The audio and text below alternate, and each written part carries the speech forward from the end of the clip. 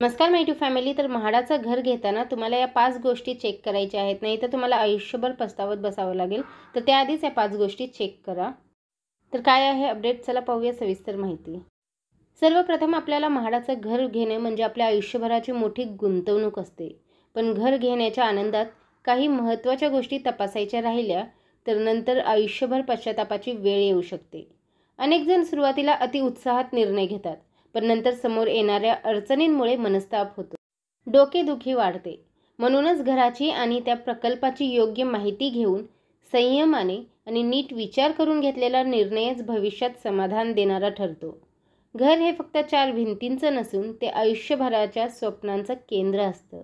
त्यामुळे म्हाडाचे घर घेताना घाई न करता विचारपूर्वक पाऊल टाका, म्हणजे घरांचं स्वप्न खरं होताना आनंदही टिकून राहील.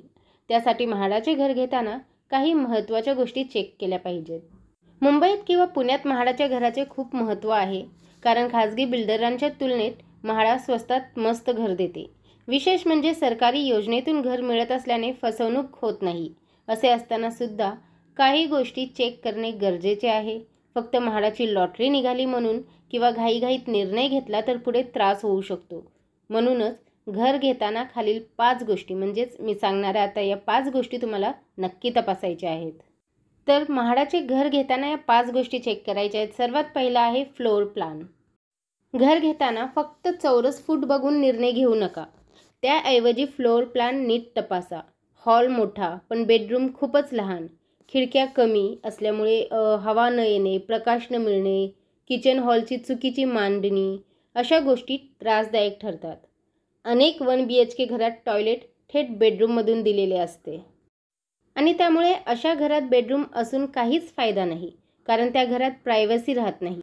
त्यासाठी घरात कॉमन टॉयलेट किंवा हॉलजवळ टॉयलेट बाथरूम असणं चांगलं आहे. या सर्व गोष्टी लक्षात घेतल्या तर फ्लोअर प्लॅन पाहणं खूप महत्त्वाचं आहे.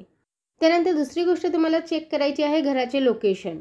म्हाडाचे घर घेताना फक्त किंमत आणि घराची साईज बघून निर्णय घेऊ नका, तर लोकेशनलाही महत्त्व द्या. लॉटरी लागलीच पाहिजे म्हणून कोणतेही लोकेशन निवडू नका, कारण ऑफिस, शाळा, हॉस्पिटल, मार्केट या ज्या गोष्टी आहेत त्या जवळ असेल तर रोजचं जीवन सोपं आणि सुरक्षित होतं. परिसरात होणारा भविष्यातील विकास घरांची किंमत वाढवतो आणि रिसेल व्हॅल्यूसुद्धा जास्त मिळते. म्हणजेच घराचे लोकेशन जर चांगलं असेल तर ते घर भविष्यात मोठा पैसा देतं. त्यानंतर तिसरी गोष्ट आहे साईट व्हिजिट. म्हाडाचं घर घेताना फक्त वेबसाईटवरची माहिती, म्हणजे जी रेरावरची माहिती आहे किंवा कागदपत्री डिटेल्सवर अवलंबून राहू नका, तर प्रोजेक्टला प्रत्यक्ष भेट द्या, कारण बांधकामाची क्वालिटी तुम्हाला प्रोजेक्टला भेट दिल्यावर कळेल. कॉमन एरिया, लिफ्ट्स, पाणी पुरवठा आणि परिसराची परिस्थिती हे सगळं डोळ्यांनी पाहिल्यावरच खरं चित्र समोर येतं. थोडक्यात घर खरेदी करण्यापूर्वी साईट व्हिजिट करणे ही सगळ्यात महत्त्वाची पायरी आहे. परंतु साईट व्हिजिट करताना ज्या बिल्डिंग्स अंडर कन्स्ट्रक्शन आहे, जिथे काम जोरात सुरू आहे, तिथे तुम्ही आतमध्ये जाण्याचा प्रयत्न करू नका. बाहेरूनच तुम्ही साईट व्हिजिट करायची आहे. जर परमिशन असेल तरच आतमध्ये जा. विदाऊट परमिशन अंडर कन्स्ट्रक्शन बिल्डिंगमध्ये अजिबात जाऊ नका, कारण मी 16 वर्ष कन्स्ट्रक्शनचीच रिलेटेड आहे, त्याच्यामुळे मला माहिती आहे हे खूप घातक आहे. त्याच्यामुळे ज्या ठिकाणी कन्स्ट्रक्शनचे कामं चालू आहेत विदाऊट परमिशन किंवा तिथे तुम्हाला जाण्यासारखं नाही आहे तरी पण आपल्याला पाहायला भेटेल कोणीच नाही आहे, चला आतमध्ये घुसूया, असा प्रकार करू नका. त्यानंतर एक्स्ट्रा अमाऊंट. घर खरेदी करताना फक्त मुख्य किंमत, म्हणजेच जाहिरात दिलेली किंमत पाहून निर्णय घेऊ नका. किंवा आपण लॉटरीमध्ये अप्लाय करताना तिथे दिलेली आहे की हे घर तुम्हाला इतक्या किमतीला आहे, फॉर एक्झाम्पल 14 लाखात आहे, कारण त्याशिवाय अजून अनेक लपलेले खर्च असतात जे आपल्याला घर घेताना म्हणा किंवा त्या लॉटरीच्या जी अमाऊंट आहे त्या ठिकाणी म्हणा किंवा जी जाहिरात आहे त्याच्यामध्ये मेन्शन केलेले नसते, आपल्याला सांगितलेले नसते. परंतु ते आपल्याला माहीत असतं, भरपूर जणांना माहीत नसतं. भरपूर जणांना असं वाटतं की म्हाडा पुण्याची लॉटरी असेल, तरी पण जे 20% खास करून जे 20% सर्वसमावेशक योजना आहे त्याच्यामध्ये 14 लाखाला दिले. अरे तिथे तर ती घराची किंमत भरपूर आहेत, आपल्याला फक्त 14 लाखात मिळणारे पण नाही, तिथे छुपे चार्जेस असतात जे बिल्डरकडून घेतले जातात. जसे की रजिस्ट्रेशन फी, स्टॅम्प ड्युटी, हे तर सगळ्यांना कॉमन आहे. Maintenance, development charges, parking fee किंवा क्लब हाऊस फी असे एक्स्ट्रा अमाऊंट आहेत जो बिल्डरतर्फे लावला जातो. तर ह्या अमाऊंटचा विचार न केल्यास नंतर पूर्ण बजेट बिघडतं.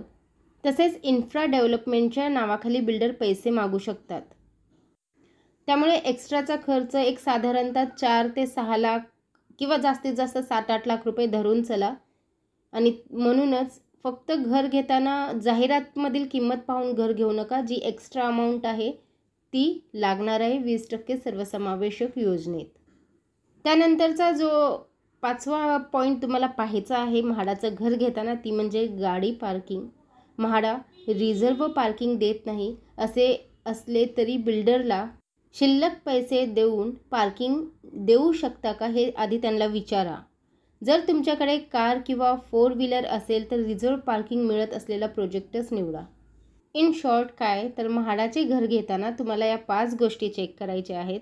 सर्वात पहिला आहे फ्लोअर प्लॅन, त्याच्यानंतर घराचे लोकेशन, साईट व्हिजिट, त्यानंतर तुम्हाला किती एक्स्ट्रा अमाऊंट द्यावे लागतील ते पैसे थोडे साईडला काढून ठेवायचे, आणि गाडी पार्किंग.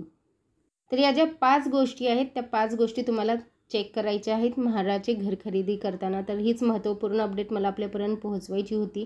व्हिडिओ पाहिल्याबद्दल धन्यवाद. आपल्या सर्वांचे आभार.